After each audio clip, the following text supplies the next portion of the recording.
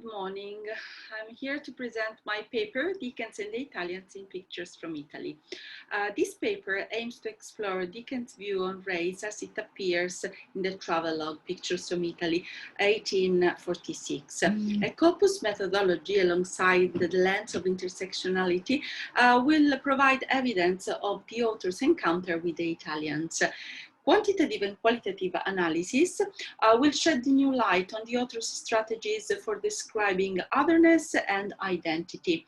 The frequency and distribution of lexical items related to the noun people will display Dickens' intention to go beyond the cultural stereotypes and offer insight into in contemporary Italian society. Dickens' relationship with the race, however, appears controversial. According to Peters, there are some blind spots and certain issues that people didn't like to talk about. For many aspects, the author's attitude towards other races is one of superiority. Ackroyd claims that in modern times, Dickens would be called a racist of the most egregious kind, of course. Let's just see that many factors contributed to fuel the debate on race in mid-Victorian England: the rise of scientific racism, the expansion of the colonial project, and the increasing instability of conventional social hierarchy. Yet there was just a fuel of the changing ideas about what constitutes Englishness. According to Joshi, race was an unstable term in the 19th century, with the new meanings emerging and colliding with older ones, challenging and challenged by principles of equality and justice. Lee notices that Dickens expresses a rather unpleasant racist views in the novel Savage, 1853. However, in The Mystery of Edwin Drood, his last unfinished novel, the author presents a substantial revision of his past resistance, indicating the reconsideration of his opinions about race and also empire. Ledger and Furnett suggest that the author was not a hunter Knox of in matters of biological race, and that his ugly caricatures of Jew or savages and his rapid activation of the savage trope in contrast to the noble Britons, and as well as his chauvinism, led towards nativism of the sort that played a crucial role in the justification of the empire. Dickens' view on race, however, demands to be read in context. His interest in the weakest, in the most needy, seems in fact to be in conflict with his presumed racist attitudes towards any kind of different ethnicity. Ledger and Furnett claimed that he never advocated any form of scientific racism, but he held extreme antipathy for non-European peoples and believed in their assimilation in the Western culture. Dickens' interest in the other is wide and varied, however. A corpus linguistic analysis will help explore his representation of the Italians.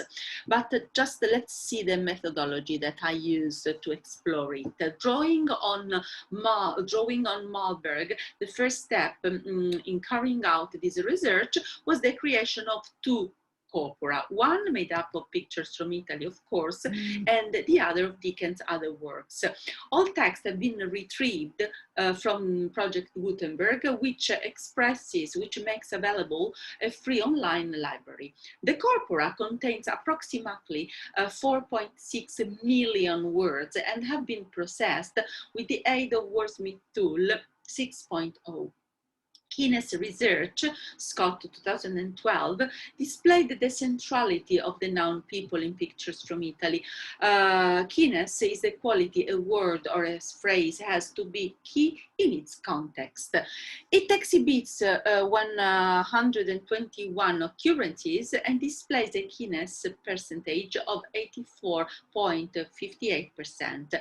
This term expresses a pivotal concept, and by building on Sinclair's interpretation of the Freudian concept of contextual meaning, according to which words enter into meaningful relations with other words around them. The relationship of the noun people with other words to it related has been explored. The analysis of collocation networks has also clarified the lexical connections in a wider discourse about the Dickens and the Italians. In corpus linguistics, in fact, a collocation is a sequence of words or terms that co-occur more often than would be expected by chance, thus building meaning. Now, the analysis of left collocations of the noun people in the corpus has displayed the rich variety of adjectives the author uses to describe the Italians. They are depicted as joyful, poor, ugly and sad. Some of them are balanced, vital and intelligent, and some others are dirty. In the text, Dickens often highlights their positive qualities. They are very kind and honest, in Dickens' words of course, and prizes their very lively and fresh way. He describes their good humor and sociability, their outgoing character, intelligence and good attitude. The corpus research has also allowed to notice that they are frequently the adjectives, preceded by the pre-modifier very. He claims in the text that some of them are very relaxed, very good-natured, very conversational, and good-humored.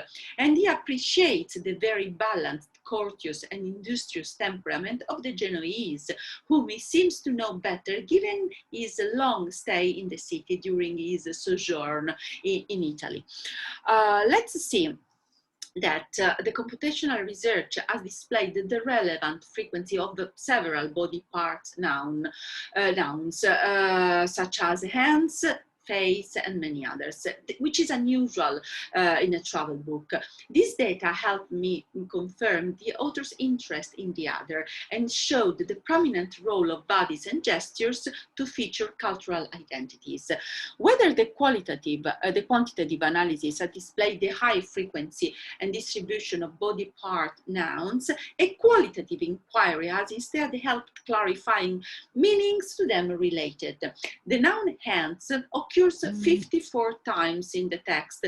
The author grasped the combination of hand movements and language, which is at the basis of the Italian's way of communicating, and attempts to explain their meanings. He notices that hand movements substitute and support language and are related to culture, and explains it to the reader in the text very often. For example, he claims that the act of exchanging newspapers in the summer shadows on the pharmacy or smoking cigars slowly displays a supposed tendency of the Italians to be idle, or their stereotyped extroverted character is given by frequent representation of hand movements that emphasize verbal acts, or by their way of clapping during feasts or religious events, religious rites. Hands, however, are not only related to a stereotyped idea of the Italians, but also attempt to shape micro-worlds. Let's see what I mean. Hands that play mora, for example, inform about forms of entertainment in Italy, as well as a supposed tendency for betting and gaming. Yet the Pope's hands in the act of pouring blessed water during a service reveal Dickens' interest also in the Catholic rituals.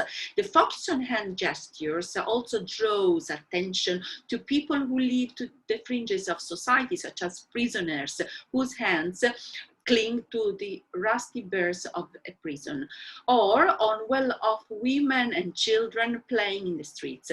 Dickens reports also the gestures of the Italians of putting hands in their hair as a sign of dismay, or features hands clapping or holding hands or sticks.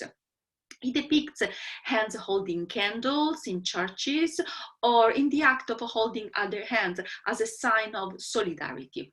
hence express feelings and feature characters, and shed light on the relationship between the Italian's gestures and Dickens' transcultural depiction of the other. The computational analysis has also highlighted the relevant percentage of the noun face and eyes, and the qualitative analysis has allowed to notice that they are often used to emphasize the Italian's kindness and good manners. In pictures from Italy, bodies and gestures are a highly satisfactory language where words do not avail. They provide essential information about the Dickens' encounter with the other and with the new cultural paradigms. For example, the author's transcultural views is offered by the portrait of the Cicerone he met at the cemetery of Bologna.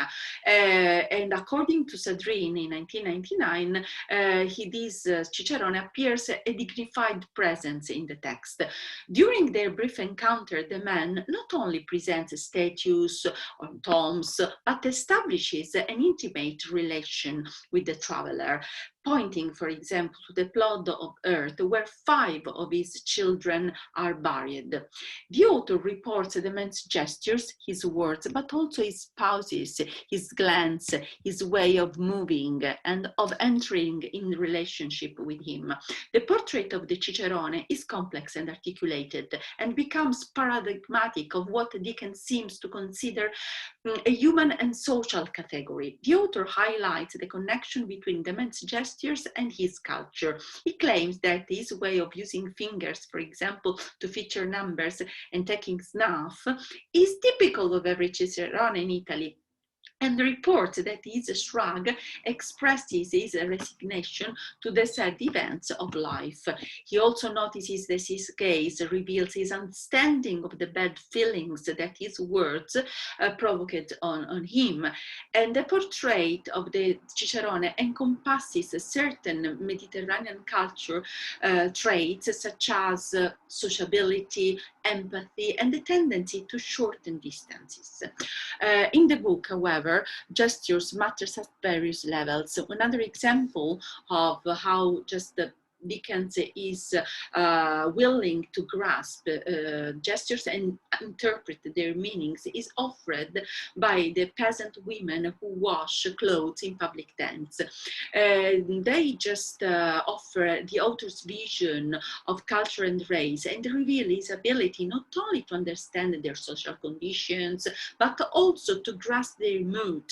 He always starts from physical details. He features their naked feet and legs, and relates nudity to a primitive state of unrest and decay. Their act, however, of washing is also symbolic. It's symbolic and turns into a claim of revenge for the fall of mankind, as he writes in the text. Dickens' description of these washerwomen tend to highlight their dignity despite their miserable living conditions, and also to promote and to highlight their strength and courage.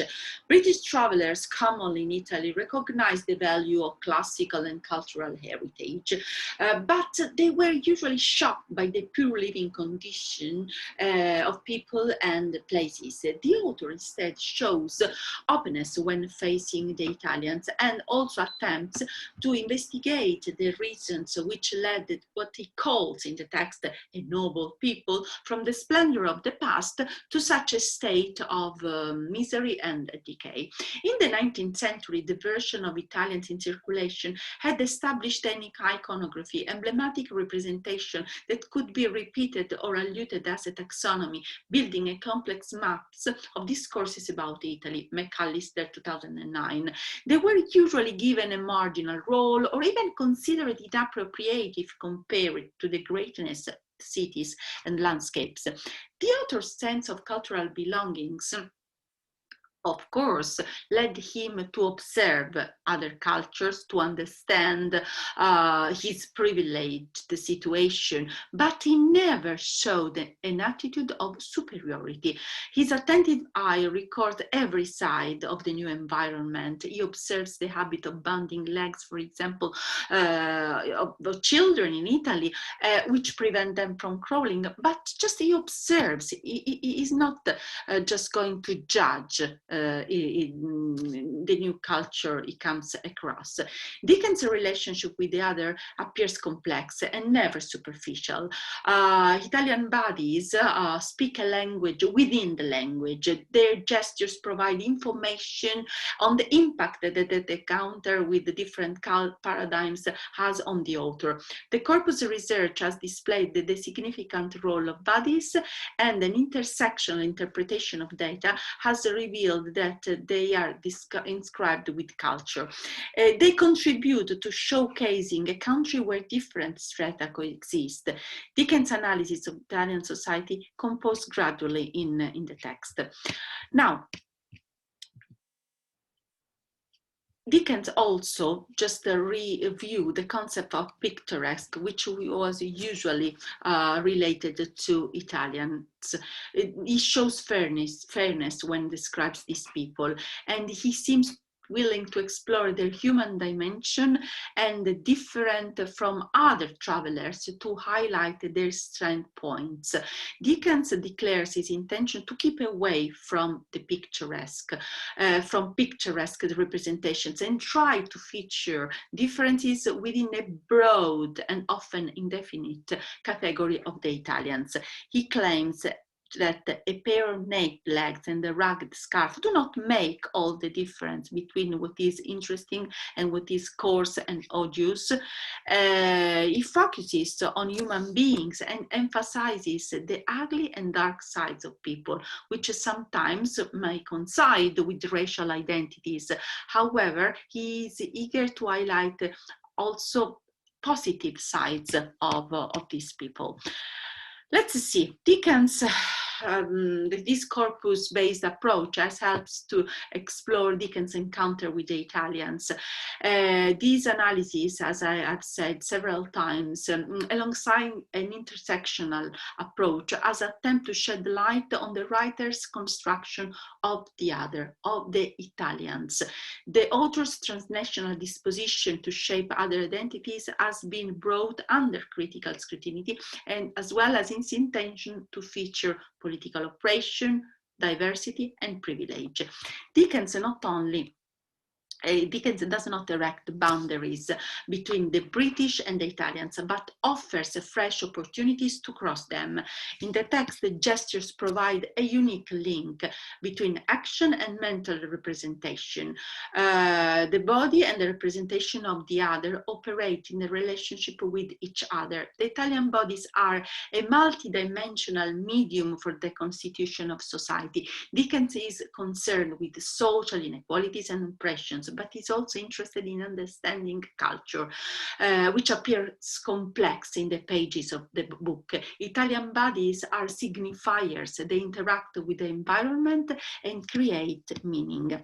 The wide gallery of Italians depicted in the book, which is unusual when compared with other travel books, sheds light on Dickens' view of heterogeneity, class, age, and gender.